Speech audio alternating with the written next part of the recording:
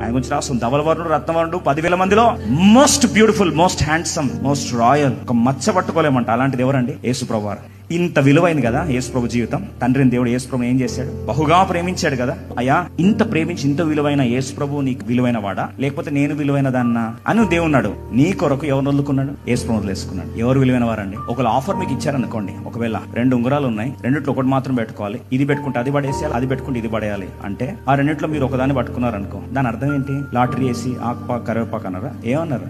ఏది మీ చేతిలో పట్టుకున్నారో అది మీ జీవితంలో అత్యంత విలువైనది. పరలోకపు తండ్రి నీ చెయ్యి పట్టుకోవడానికి తన విలువైన తన కుమారుడిని యేసు ప్రభువుకు ప్రార్థన చేశాడు. దేవా, నా దేవా, ఏలా నా చెయ్యి విడిచితివి. నిన్ను పట్టుకోవడానికి 10,000 మంది అతికాంక్షను యేసు ప్రభు ఏం చేశాడు? తండ్రిని దేవుడు విడిచిపెట్టాడు. ఈ సత్యం ఒక్కటి తెలిస్తే నీ విలువైన జీవితాన్ని ఆత్మహత్య చేసుకున్న కృంగుదలకు, విలువరాహిత్యపు భ్రమల్లో ఎప్పుడు కూడా నువ్వు బాధ